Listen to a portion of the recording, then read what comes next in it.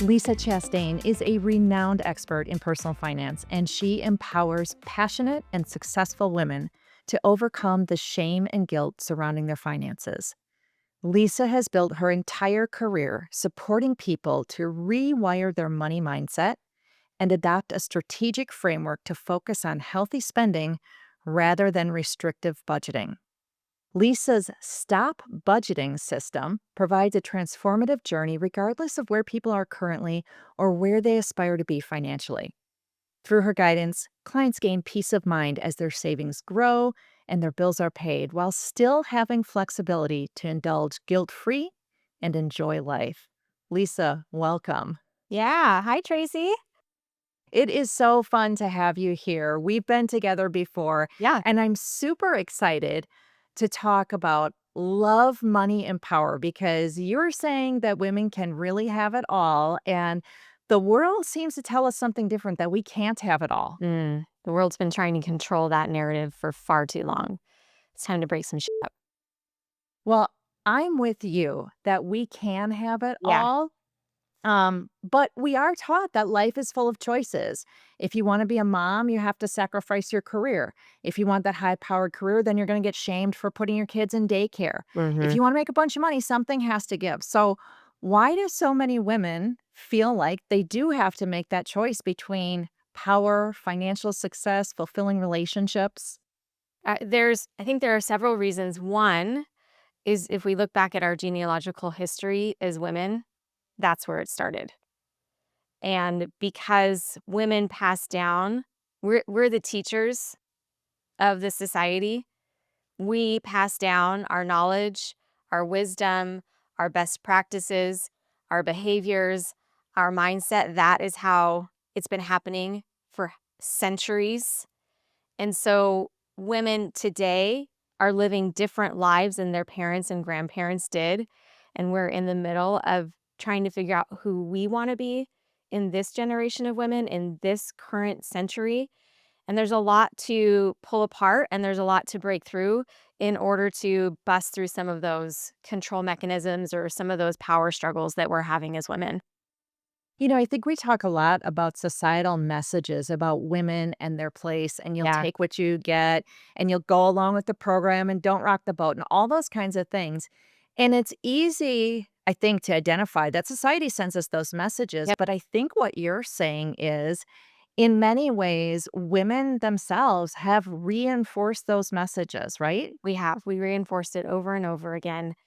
Gosh, this is such a complex conversation that I'm breaking into right now globally for women because it's not just our parents or our mothers or our grandmothers. They want what's best for us, but they only know what they know.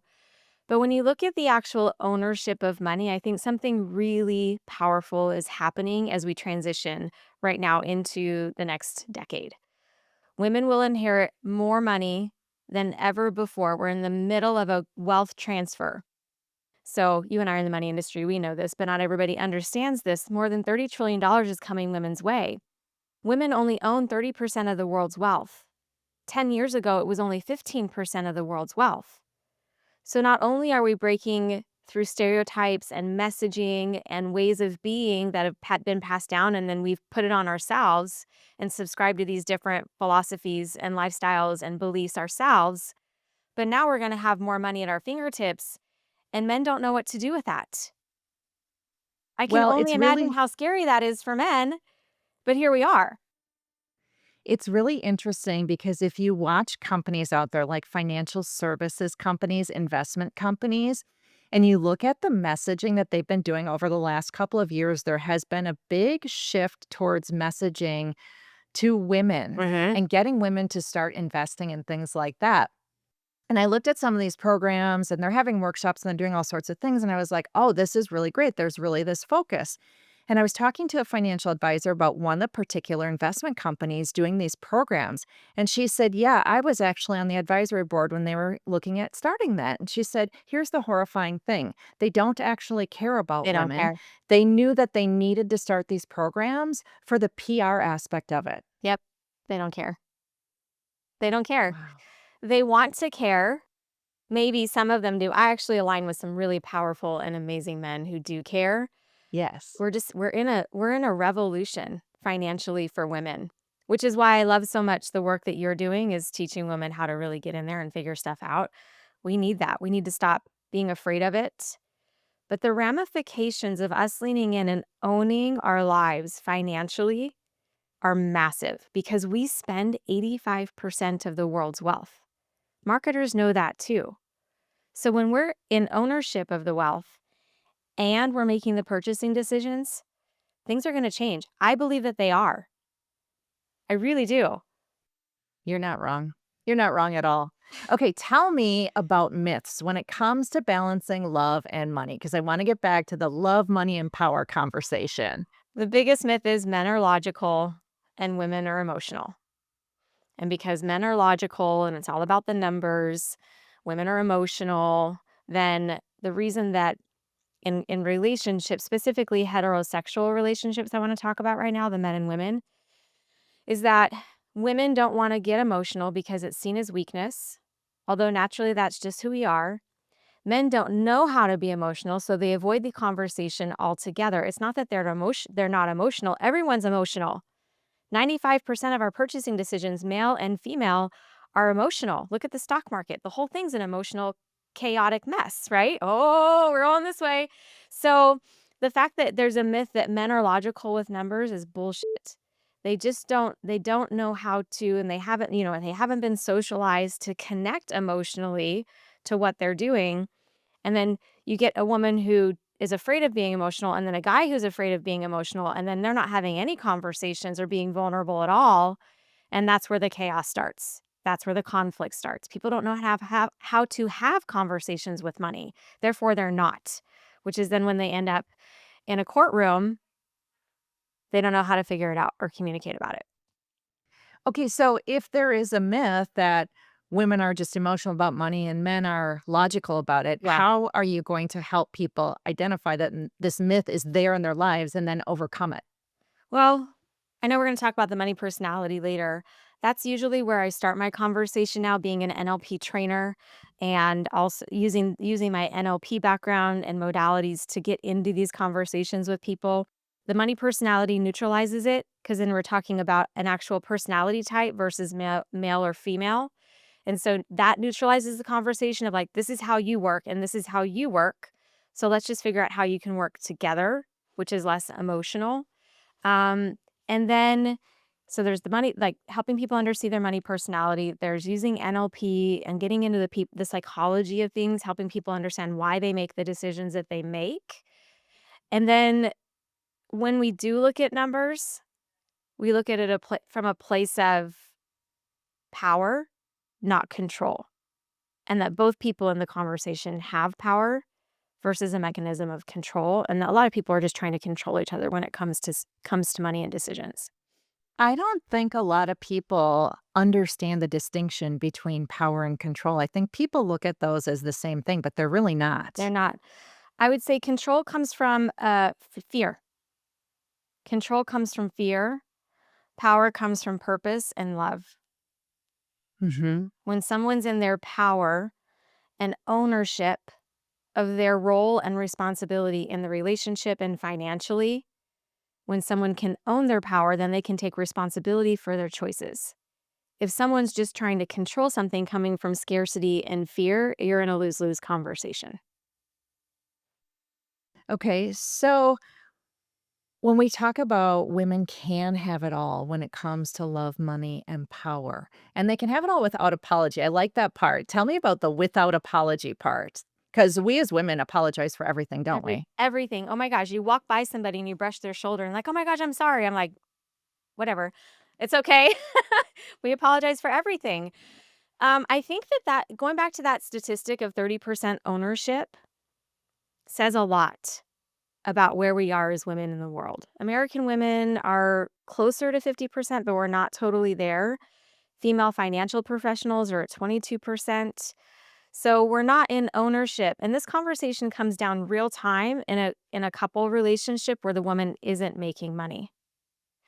And when a woman isn't making money, but she doesn't have the ability to make choices financially in that relationship, she's set up to fail.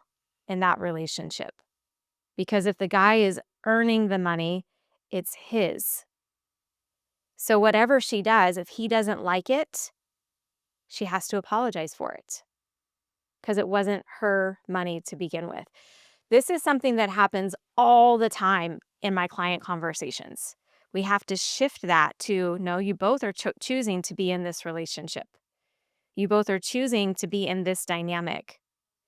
So, from choice, we need to shift this conversation so that she can be in her power to make decisions too. And there are mechanisms and systems that we can put in place so that she can do that. And that's where the conversation starts in that dynamic of a marriage or relationship when a woman isn't making money. When I a get woman, so go ahead. I get so frustrated when the person whose name is on the paycheck talks about my money, Yeah. my money, my money. No, it is our money. If we are married, if we have brought our financial houses together for better or for worse, it is our money. Non negotiable in my household. Doesn't matter who's making more money, it's non negotiable. This is our life together. I hear so much on social media and get so much feedback on the content that I provide about how, well, she chose to sit at home. She didn't choose to sit at home. The couple made a decision together that she was going to be Yep. the person in the household who was spending more time raising the children, being supportive of the family goals and things like that. Yeah. Yeah. It makes my blood boil when I see those kinds of comments online. Well, it's her choice to do that. It's not. It's our It's, choice. yeah, exactly. Exactly. Whew. Actually, you know what? I mean, we could be here all day. So yeah, you go ahead and ask the Right. question. Okay. We could be here We all could. day. I have a few important things, though, I gotta get to with you. Okay. Um, I wanna talk about how do we create this shared financial power without resentment, especially if we're in a relationship where there has been really unequal power and Mhm. this has been a conversation we don't have. It's like the untouchable. We can't even talk about it. How Mhm. are we gonna start making a shift towards shared power? Very first thing I do before I talk about numbers with couples is talk about their vision. What is their vision for their life? What are their priorities? Each of them in the same session. It takes time. We start with one person. What is your vision? What do you want? What's important to you? What's negotiable? What's not negotiable? What are the most important things in your life? And then we go to the next person and do the exact same thing. Sometimes I'll work with a couple for weeks before we even talk numbers.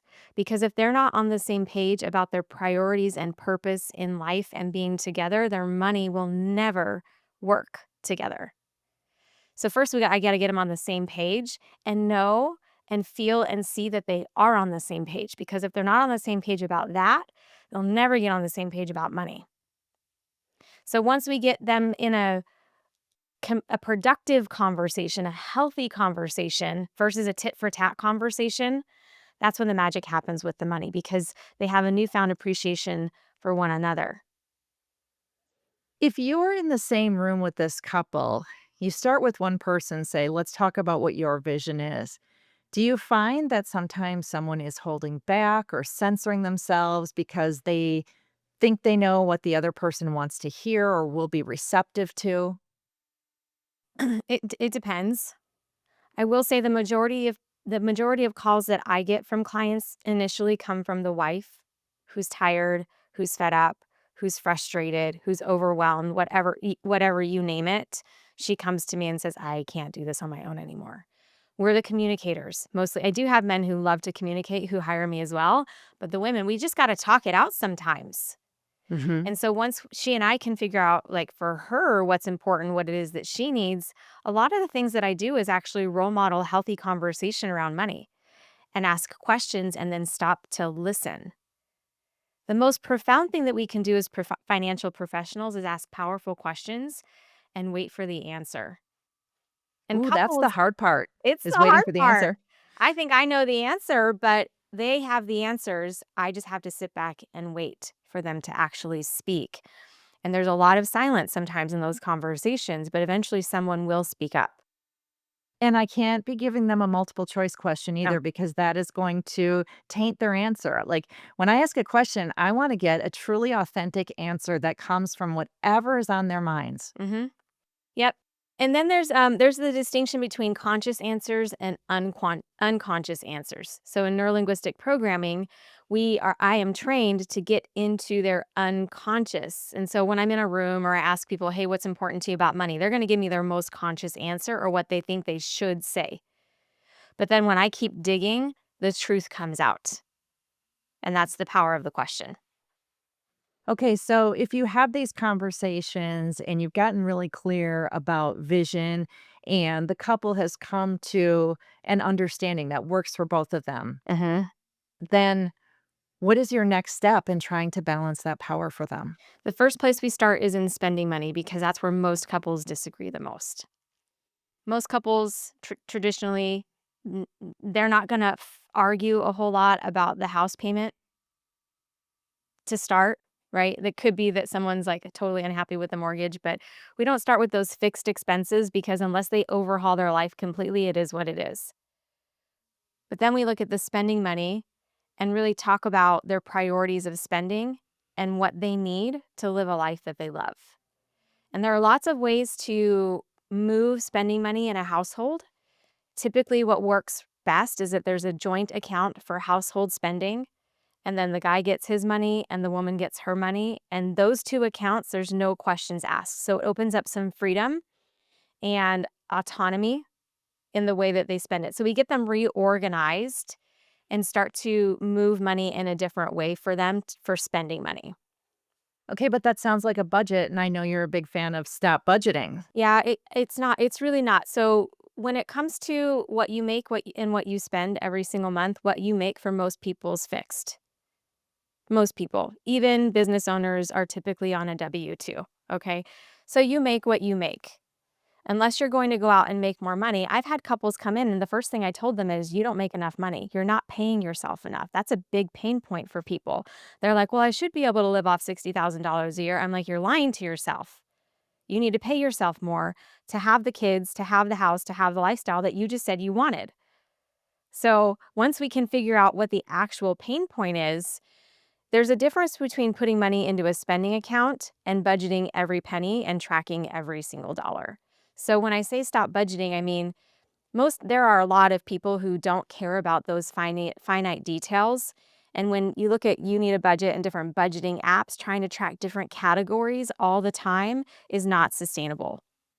So that's what I'm talking about when it comes to budgeting. Listen, you make what you make. You need to be a good steward of what you make. No one's arguing that. But there are different systems that you can put in place to track your money and spend your money that are much easier than traditional budgeting.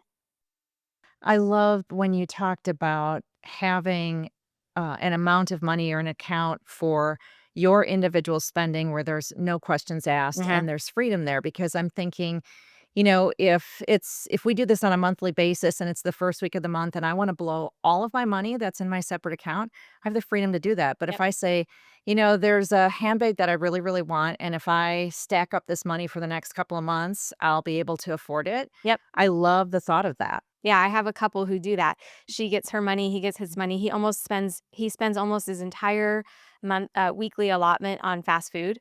But again, that's his choice. She saves up for trips. She's gone to Spain, she's gone to France. She just socks it away and she uses it in her own way. And for them, that's freedom.